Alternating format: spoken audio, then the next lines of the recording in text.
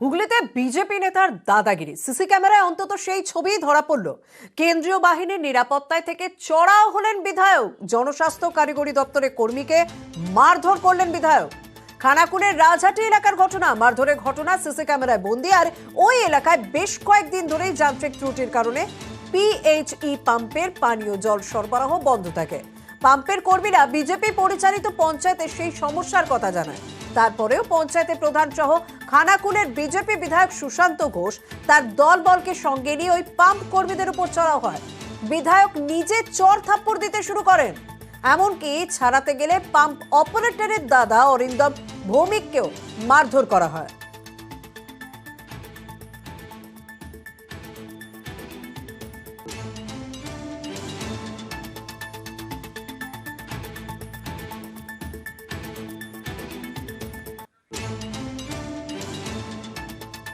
অকথ্য ভাষায় গালাগালি করে আমাদেরকে।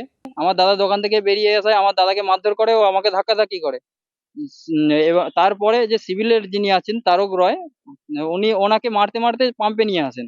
পাম্পে নিয়ে আসার পর এবার ওই থেকে আমরা আতঙ্কে আছি যে একজন বিধায়ক হয়ে যদি আমাদেরকে এরকম করে মারধর করতে থাকে, না জেনে শুনে কি হয়েছে না হয়েছে, যদি আমাদের কাছ থেকে জানতো বুঝে যান, যদি আমাদের 100% ভুল থাকতো আমরা মাথা পেতে মার খেতাম, কোনো করতাম, কিন্তু অফিস থেকে যে যদি না লোক আসে আমরা সেখানে কি করব। নিউজ 18 বাংলা অভিযুক্ত বিধায়কের সঙ্গে যোগাযোগ করেছিল। নিউজ 18 বাংলাকে ফোনে মাথা গরমে সাফাই দিচ্ছেন বিধায়ক। যেটা ঘটেছে সেটা উত্তেজনার বশেই হয়েছে। এর আগেও আমরা জানিয়েছি যখন মায়েদের বোনেদের উপরে অত্যাচার হচ্ছে, মায়েদেরকে গালিগালাজ করা হচ্ছে। এর আগেও বিভিন্ন গ্রামে এরকম হয়েছে, জল চাইতে গেছে তাদেরকে গালিগালাজ করা হচ্ছে, তারা পঞ্চায়েতে যাচ্ছে তাদেরকে গালিগালাজ করা হচ্ছে, চুলের মুঠি ধরে বের করে দেওয়া হচ্ছে। তো এই ধরনের অত্যাচারটা কন্টিনিউ চলতে পারে না। এটা তৃণমূল কংগ্রেস এই মানুষের উপরে, মা বোনেদের উপরে যে অত্যাচারটা চালাচ্ছে তার প্রতিবাদ আমরা করেছি। যেভাবে দেখা যাচ্ছে তিনি ঘাড় ধাক্কা দিচ্ছেন, মারধর করছেন, কিন্তু পরে আবার এই বিধায়কই দাবি করেছেন তিনি নাকি চড় মারেননি।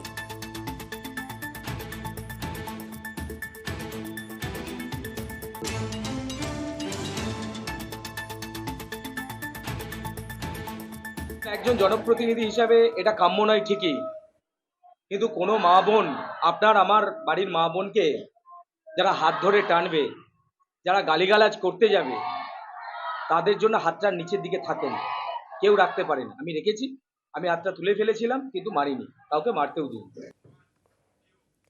এদিকে ভোটের ময়দানে যখন এই ধরনের ঘটনা ঘটেছে, তাও আবার প্রকাশ্যে, তা নিয়ে রাজনীতি যে হবে তা স্বাভাবিকই। রাজনৈতিক চর্চা এই মুহূর্তে তুঙ্গে। বলতে বিজেপি, গুন্ডামি বলতে বিজেপি, সন্ত্রাসবাদী বলতে বিজেপি। তাই এদের কাজ হচ্ছে কেন্দ্রীয় বাহিনী নিয়ে অত্যাচার করা। ওরা ওখান থেকে খুন জখম এসব হলো গুজরাটের যা অমিত শাহের দল করে। আমরা এসব ভয় পাই না, তাই ওরা চেষ্টা করে যাক, আমরা প্রতিরোধ করব। হ্যাঁ, নিশ্চয়ই কোনো ঘটনা ঘটেছে, সেটা দেখতে হবে কি ঘটনা ঘটেছে। সে হয়তো বসে ওখানে দলদাসের মতো আচরণ করছিল, তো দলদাসের মতো আচরণ করলে মারই খাবে, নিরপেক্ষ ভূমিকা পালন করলে ফুল পাবে। বিজেপি নেতার দাদাগিরি খানাকুলে যে ছবি আপনাদেরকে দেখাচ্ছি, পরে আবার জনস্বাস্থ্য কারিগরি দপ্তরের সামনে বিজেপি কর্মীরাই গিয়ে বিক্ষোভ দেখান।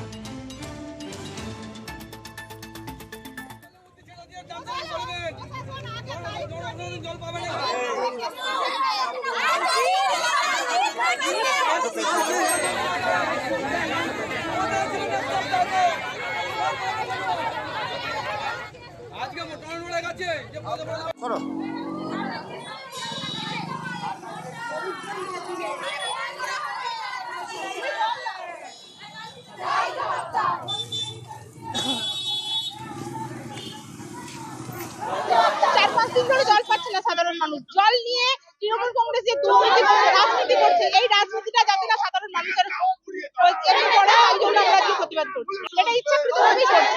পুরো খানাকুল, বিশেষ করে রাজহাটি 1-2 যে পঞ্চায়েত আছে, এখানে অনেকগুলো গ্রামই আছে, সেই গ্রামের মানুষ জল পাচ্ছে না।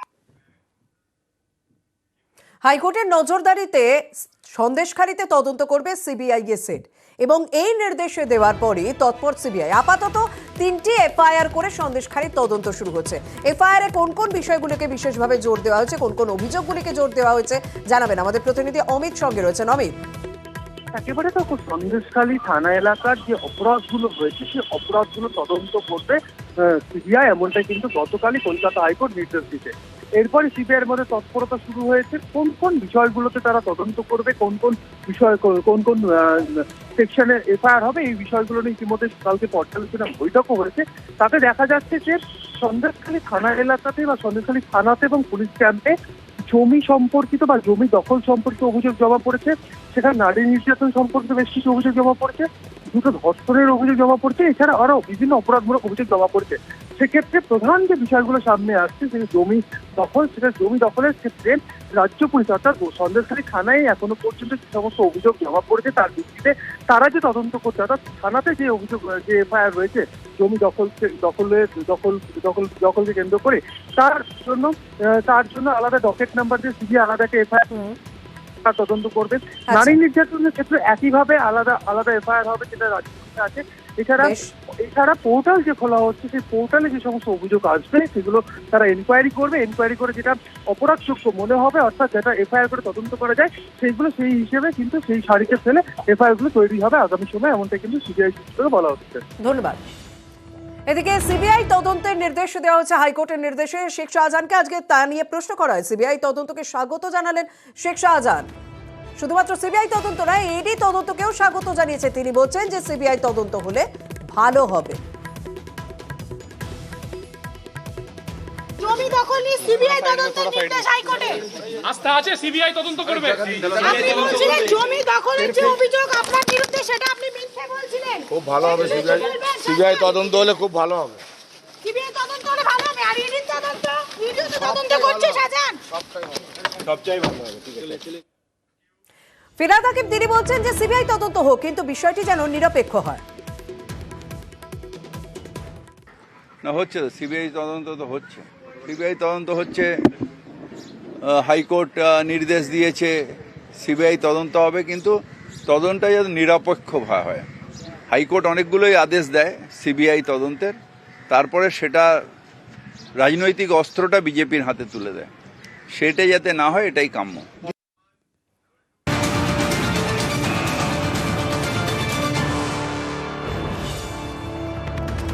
রেশন দুর্নীতিতে নতুন তথ্য ইডির হাতে আসছে যে এক বছরে 350 কোটি, এক বছরে 350 কোটি টাকা পাচার হয়েছে বলে দাবি করছে ইডি। 2014 থেকে 2015 এই এক বছরের মধ্যে 350 কোটি টাকা পাচার হয়েছে। বিস্তারিত জানাবেন আমাদের প্রতিনিধি অনুপ সঙ্গে রয়েছেন। অনুপ, এই পাচার কার মাধ্যমে, কোথায় হয়েছে, সেই তথ্য কি রয়েছে? একেবারে রেশন বন্টন দুর্নীতি মামলায় কিন্তু চাঞ্চল্যকর তথ্য ইতিমধ্যে ইডি হাতে। 2014 থেকে 2015 সাল অর্থাৎ এক বছরে কিন্তু একেবারে রেশন বন্টন দুর্নীতি মামলার 350 কোটি টাকা কিন্তু বিদেশে পাচার করা হয়েছিল। এবং সেই এটা নতুন যে তৃতীয় চার্জশিট জমা দিতে চলেছে ইডি, সেই চার্জশিট কিন্তু উল্লেখ করতে চলেছে। রেশন বন্টন মামলায় কিন্তু এই তৃতীয়বার চার্জশিট দিতে চলেছে ইডিরা। এবং এই তৃতীয় চার্জশিটে ব্যবসায়ী বিশ্বজিৎ বসু, তার নাম কিন্তু ইতিমধ্যেই থাকছে। তার কারণ তাকে জিজ্ঞাসাবাদ করে এই চাঞ্চল্যকর তথ্য কিন্তু উঠে এসেছে, এবং বহু তথ্য একাধিক ব্যক্তিকেও যেটা সেখান থেকে কিন্তু উঠে এসছে। এবং শুধুমাত্র জ্যোতিপ্রিয় মল্লিকের এজেন্ট মারফত বিশ্বজিৎ বসুর কাছে এই টাকা পৌঁছে যেত বলে এমনও কিন্তু তথ্য ইডির কাছে উঠে এসছে। ইডি আধিকারিকরা সেই নিয়ে কিন্তু একাধিক ব্যক্তিকে জিজ্ঞাসাবাদ করেছে, বিশ্বজিৎ বসুকে জিজ্ঞাসাবাদ করেছে, তাকে জিজ্ঞাসাবাদ করে এই চাঞ্চল্যকর তথ্য পেয়েছে। কিন্তু বিদেশে টাকা পাচার করা হয়েছিল, এই সমস্ত তথ্য উঠে এসছে। চার্জশিট, সেই চার্জশিটের ইতিমধ্যে ইডির পক্ষ থেকে ব্যবসায়ী বিশ্বজিৎ বসু, তার নাম উল্লেখ করা হবে এবং কিভাবে বিদেশে টাকা পাচার করা ছিল এই সমস্ত কিছু কিন্তু উল্লেখ করা হতে চলেছে বলে এমনটাই ইডি সূত্রে খবর। শর্মিষ্ঠা।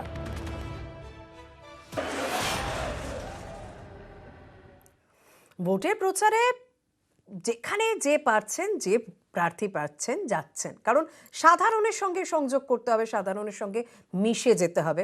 আর ভোটের ময়দানে প্রচারের জন্য ক্রিকেটের ময়দানে প্রচারে বেরিয়ে ব্যাট ধরলেন সুকান্ত মজুমদার। শিশু কিশোরদের সঙ্গে খেলায় মাতলেন বালুরঘাটের বিজেপি প্রার্থী।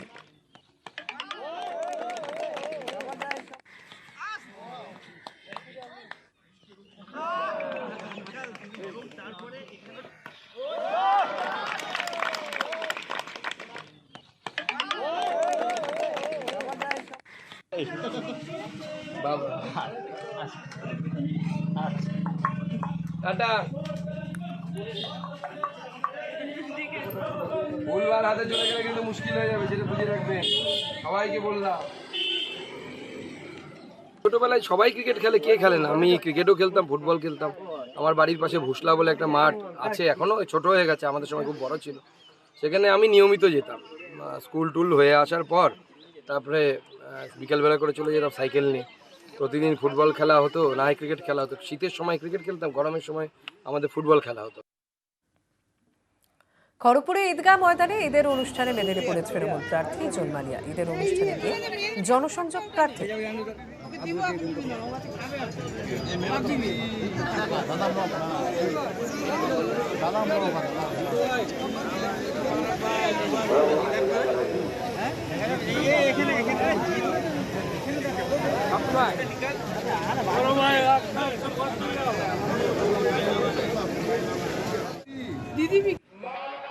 ঈদের দিন প্রচারে শ্রীরামপুর লোকসভা কেন্দ্রের তৃণমূল প্রার্থী কল্যাণ বন্দ্যোপাধ্যায়। সকালে রিষড়া ওয়েলিংটন জুট মাঠে যান প্রার্থী। নামাজের শেষে শুভেচ্ছা বিনিময় করেন।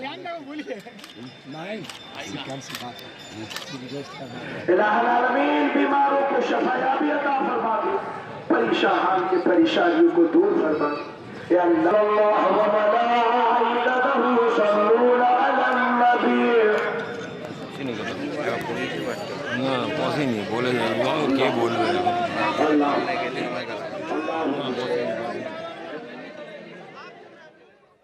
জনসংযোগে বেরিয়ে পড়েছিলেন শ্রীরামপুরের সিপিআইএম প্রার্থী দীপশিতা ধর। তিনিও রিষড়া ওয়েলিংটন জুট মিল মাঠে যান, শুভেচ্ছা বিনিময় করেন।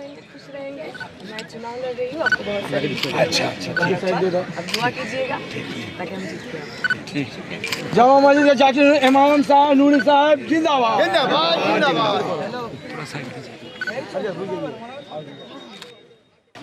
আমার মনে হয় আমাদের এই ভারতটা একটা এমন ভারত যেখানে বৈচিত্র্যের মধ্যে ঐক্য, নানা ভাষা নানা মানুষ সবাই একসাথে আমরা থাকি। আমাদের মনে হয়েছে সমস্ত মানুষ, এটা লাইন আছে না, कि सभी का खून है यहाँ की मिट्टी में शामिल, किसी का बाप का हिंदुस्तान थोड़ी है। এই ভারত যে ভারতে সবাই রয়েছে, সেই সবার ভারতকে বাঁচাতে হবে। আমরা এখানে এসেছিলাম আমাদের বন্ধুদের সঙ্গে, কমরেডদের সঙ্গে, ভাইদের সঙ্গে দেখা করতে। আজকে খুশির দিন, আজকে আনন্দের দিন। আমরা চাইবো রাজনীতিতে সুস্থ সংস্কৃতি বজায় থাকুক, ব্যক্তিগত কাদা ছোড়াছড়ি না থাকুক। ভোটের প্রচারে ঈদের আবেগ উৎসবের আমেজে ভাঙড়ে জনসংযোগে সৃজন। মাটির দাওয়ায় বসে ঈদের দাওয়াত সারলেন যাদবপুরের বাম প্রার্থী।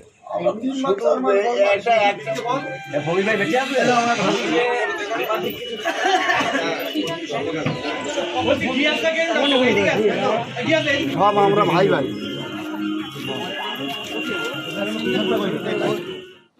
বহরমপুরে হাই ভোল্টেজ লড়াই, জমি ছাড়তে নারাজ অধীর চৌধুরী। ঈদের সকালে প্রচারে 5 বারের সাংসদ। বহরমপুরের চুয়াপুরে মিছিল করে প্রচার সারলেন প্রার্থী।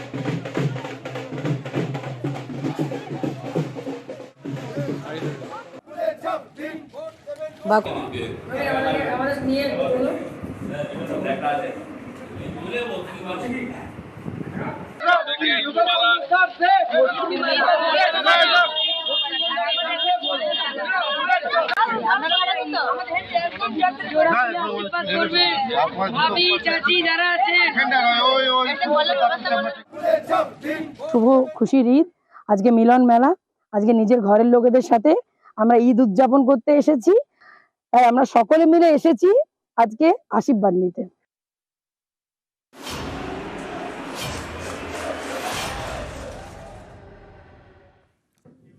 প্রচারে বেরিয়ে এবার জলের দাবিতে ক্ষোভের মুখে পড়লেন সুজাতা মণ্ডল। বিষ্ণুপুরে তৃণমূল প্রার্থীর সামনে ক্ষোভ জানালেন মানুষ। তালডাংরায় জল সমস্যার অভিযোগ জানালেন প্রার্থীর সামনে।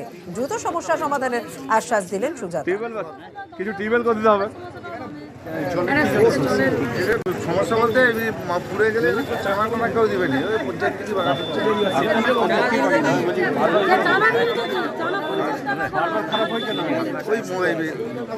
দেখাবে। আমি চালু করে চলতে পারিনি, আমি আমার ভাষাটা হয়নি। লিখে রাখবে, পরে ইয়ে করে আমাকে দেওয়া হবে। ম্যাডামও আছে, প্রধানও আছে, ধরিছি এবারে অ্যাকশন প্ল্যানে ধরিছি। তৃণমূল প্রার্থী সুজাতা মণ্ডল তিনি যখন প্রচারে বেরিয়েছিলেন তালডাংরায় গিয়েছিলেন, তখনই এলাকার মহিলারা তাকে ঘিরে ধরে বিক্ষোভ দেখান, কারণ এলাকায় জলের সমস্যা দীর্ঘদিনের। যদিও প্রার্থী নিজে সমস্যা সমাধানের আশ্বাস দিয়েছেন।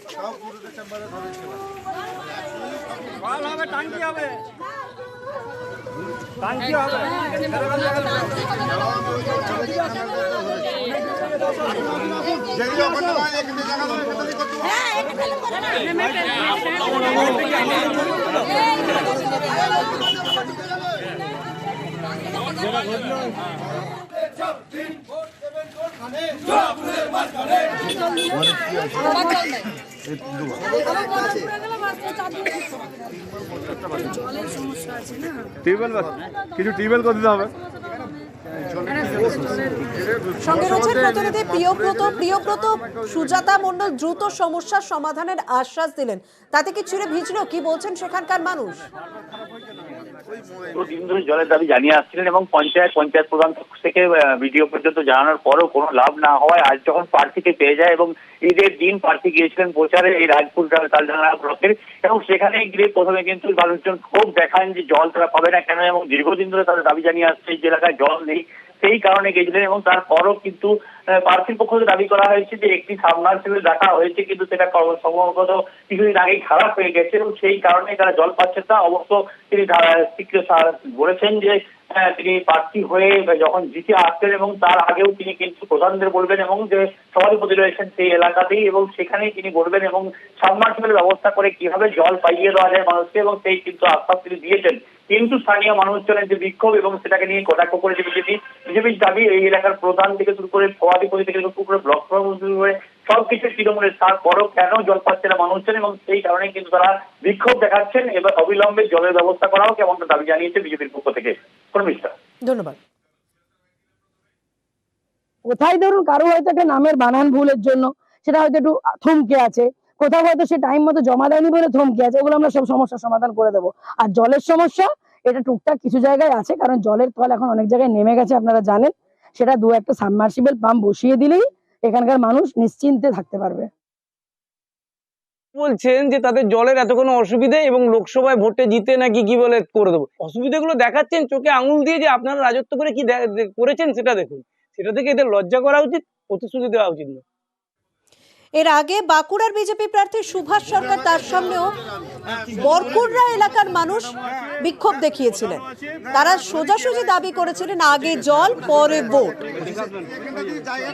ঠিক আছে।